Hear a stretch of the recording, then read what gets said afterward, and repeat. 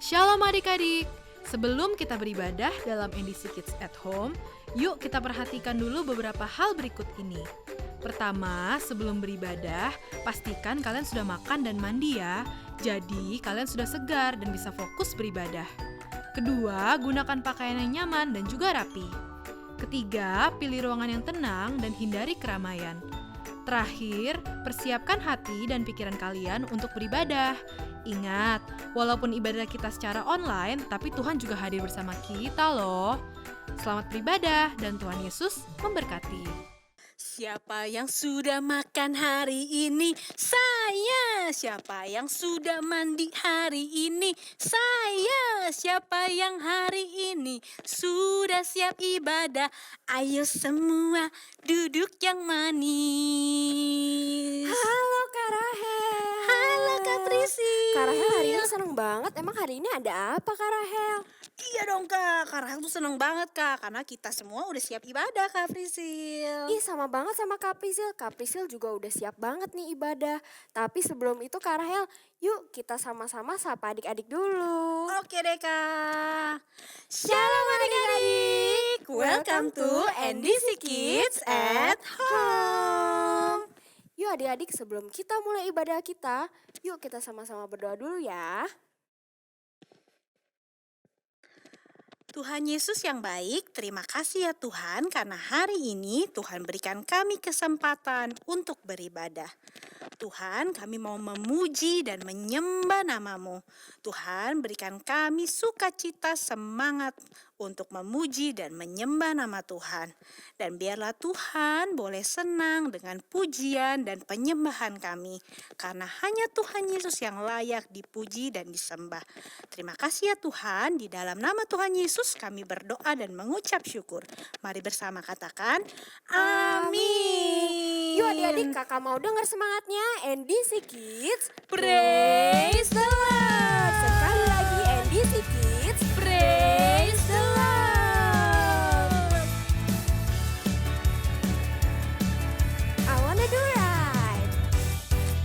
I wanna do right, wanna do what's right. I'm gonna give you all of my life. I put my trust in you, Jesus. And you show me how to do right. Hey hey. Hey, hey, every word I say. Ooh, I wanna be like you.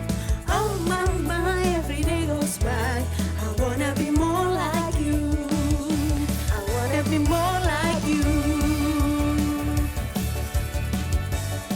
Kita ulang dari awal ya adik-adik. I wanna do right, wanna do what is right. I'm gonna give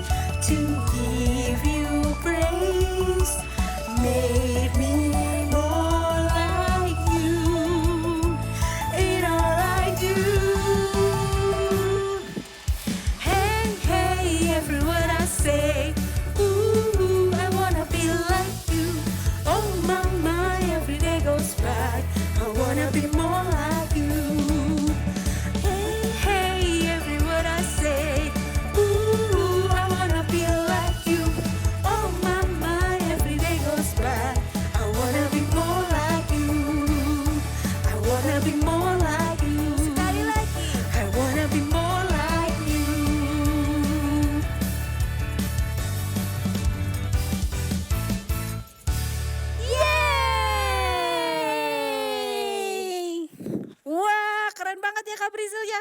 Adik-adik semua semangat ya Kak Prisil. Udah keringetan belum adik-adik? Udah dong Kak, pasti. Kak Rahel juga udah keringetan nih adik-adik. Oke, sekarang tiba saatnya kita mau dengarkan firman Tuhan. Sebelum mendengarkan firman Tuhan, kita mau angkat satu pujian. Kita mau sama-sama katakan, waktu Tuhan pasti yang terbaik untuk setiap kita. Bila kau izinkan sesuatu terjadi,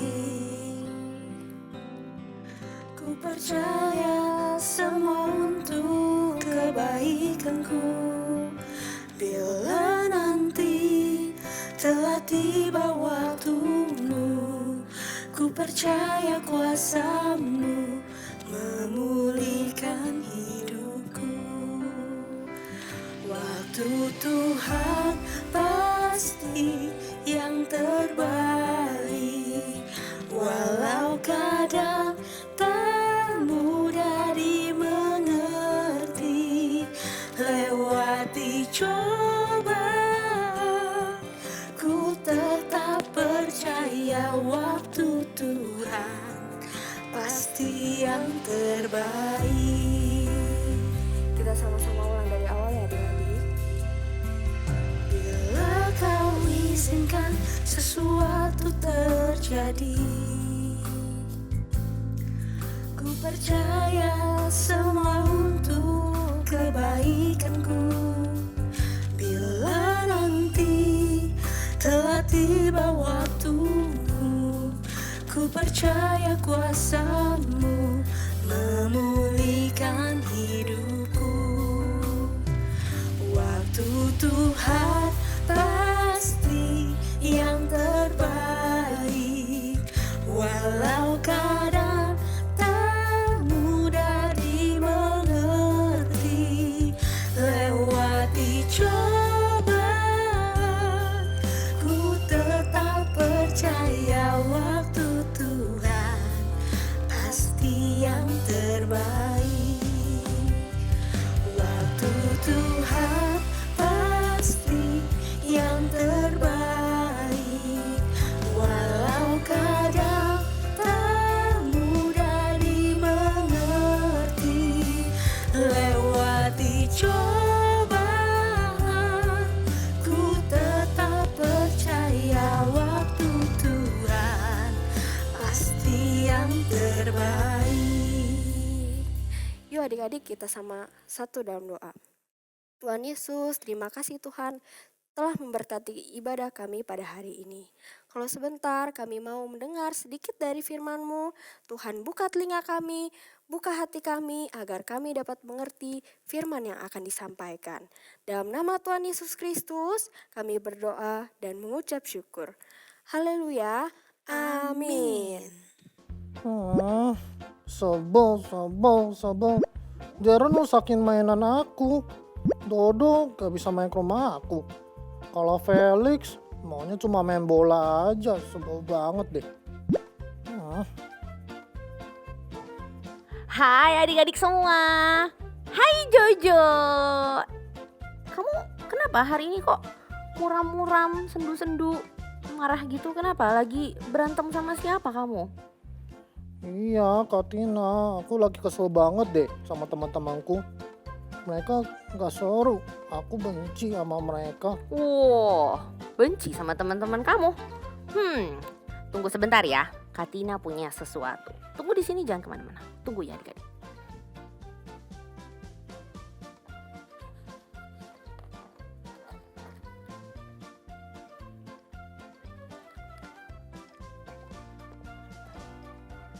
Oke. Tadi siapa aja nama teman-temannya?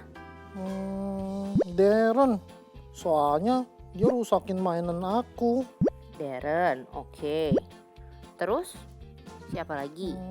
Dodo, soalnya dia gak bisa main ke rumah aku. Sama Felix, soalnya dia cuma mau main bola doang, gak mau main game lain. Oke. Jadi ada Darren, ada Dodo, sama ada Felix ya? Ada 3? Udah gak ada lagi?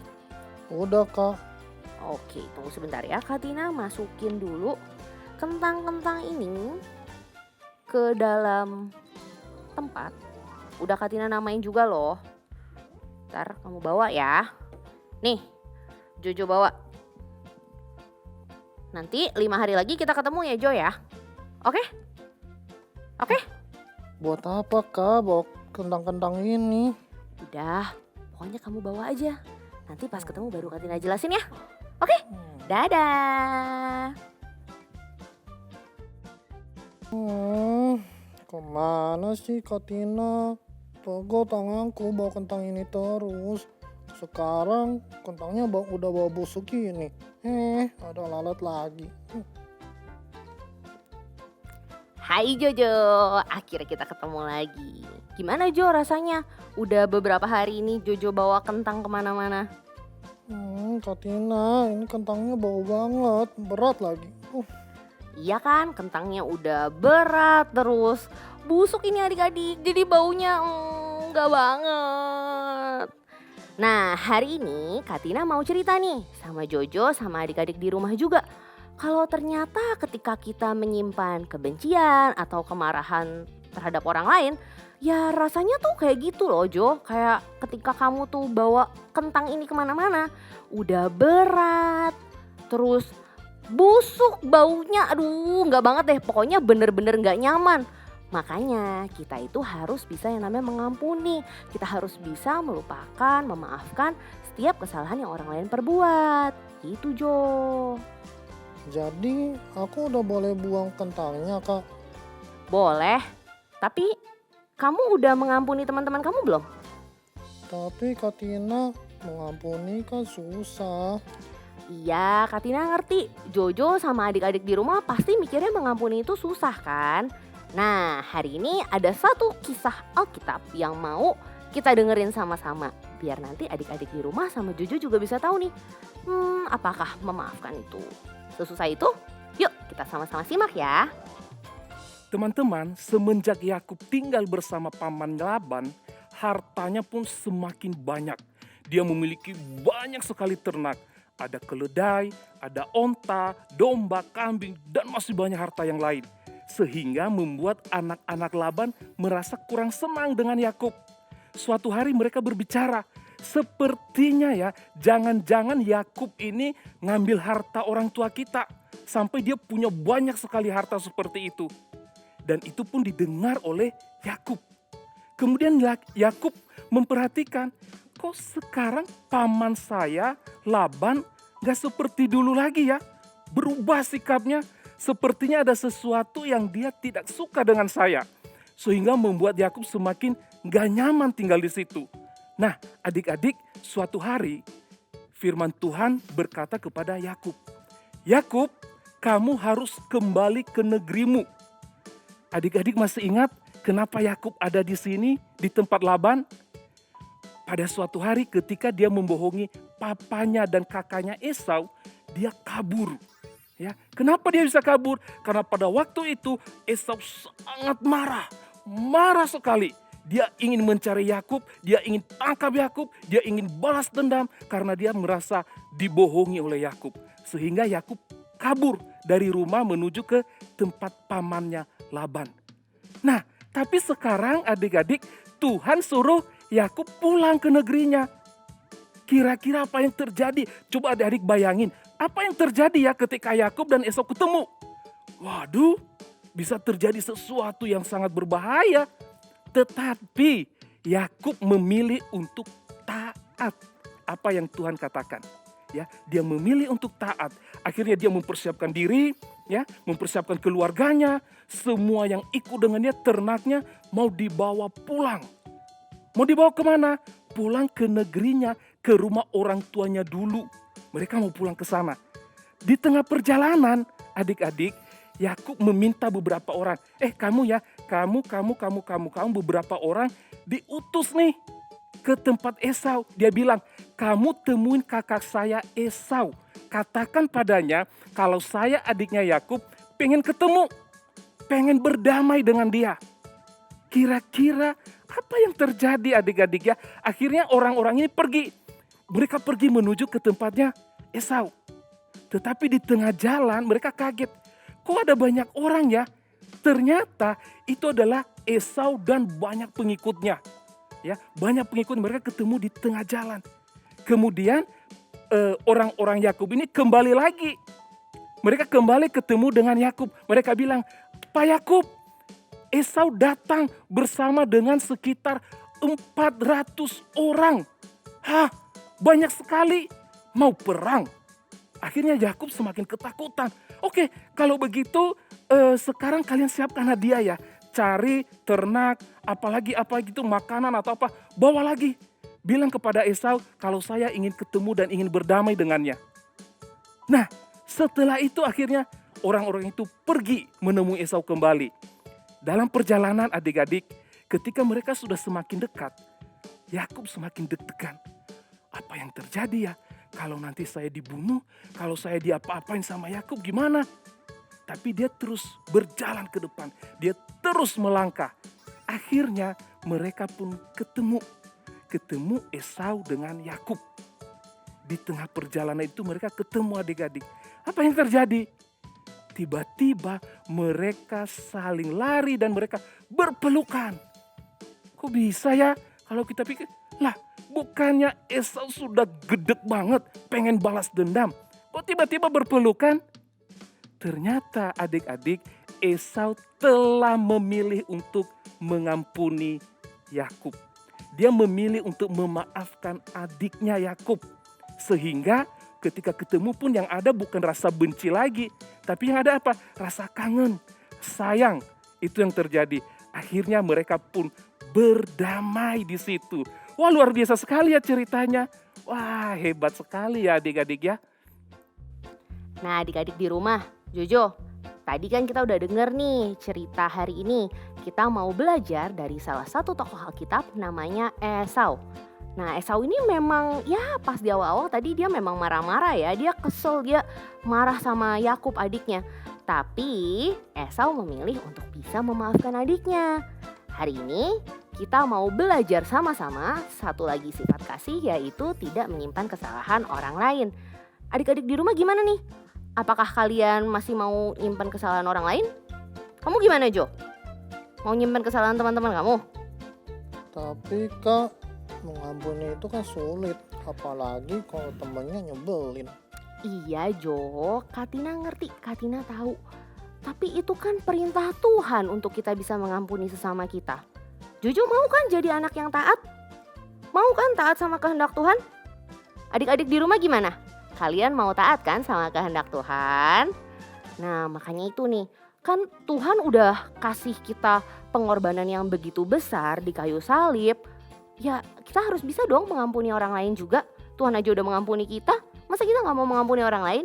Ya kan?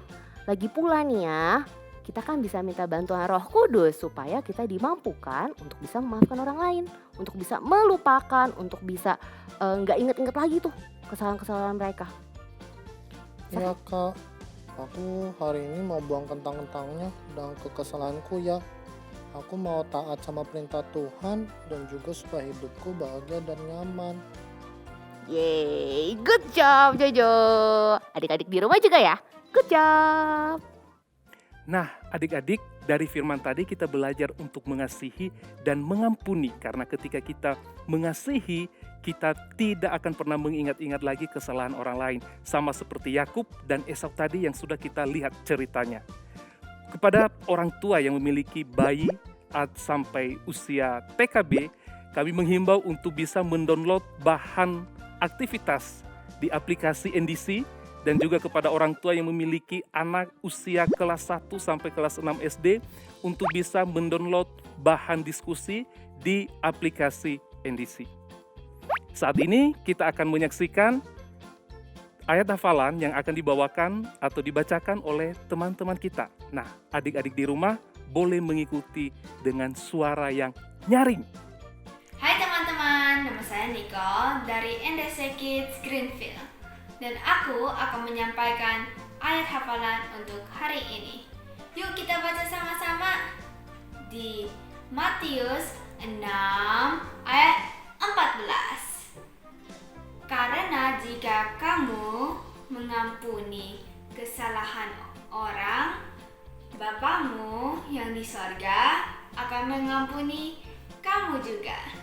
Terima kasih. Bye. Nah teman-teman, ayat hafalannya gampang kan? Nanti adik-adik boleh hafal di rumah ya, supaya kita terus bertumbuh di dalam firman Tuhan. Baik, sampai di sini kita akan tutup dalam doa. Kak Sony akan pimpin kita dalam doa dan adik-adik di rumah mengikuti. Ya, kita berdoa. Tuhan Yesus yang baik, kami mengucap syukur untuk hari ini.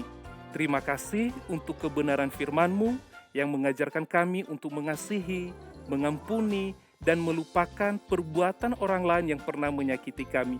Kami mau belajar menjadi anak yang taat, kami mau belajar menjadi anak yang rendah hati, kami mau belajar menjadi anak yang mengasihi Tuhan, mengasihi teman-teman, mengasihi orang tua kami, dan juga mengasihi sesama kami. Terima kasih Tuhan, di dalam nama Yesus kami berdoa dan mengucap syukur. Haleluya. Amin. Berikut cara mengakses Parenting 101 yang ada di dalam aplikasi NDC Ministry. Pilih icon All menu di sebelah kanan deretan icon pada layar Anda. Pada kategori media, klik icon Parenting 101. Pada halaman utama Parenting 101, Anda akan menemukan tips parenting untuk bulan ini. Klik tombol play untuk mendengarkan tips parenting dalam format audio, dan Anda dapat scroll ke bawah untuk membaca artikel tips parenting dengan lebih lengkap. Pilihlah Parenting Ideas for Babies and Kindergarten bagi Anda yang memiliki anak hingga usia 5 tahun. Untuk mendapatkan parenting guide serta art and craft tentang pengajaran di NDC Kids minggu ini yang telah disesuaikan dengan usia anak Anda. Anda dapat mengunduhnya dan mengulanginya kepada anak Anda di rumah. Pilihlah Parenting Tips for Primary School bagi Anda yang memiliki anak usia sekolah kelas 1-6 SD. Tersedia materi menarik yang dapat diunduh, serta bahan diskusi untuk pengajaran di dalam NDC Kids minggu ini. Parenting 101 juga memberikan ide-ide aktivitas praktis yang dapat Anda lakukan bersama anak Anda di rumah untuk mengaplikasikan firman Tuhan dalam kehidupan sehari-hari. Manfaatkan fitur Parenting 101 untuk membimbing anak-anak Anda bertumbuh dalam kebenaran firman Tuhan. Tuhan Yesus memberkati.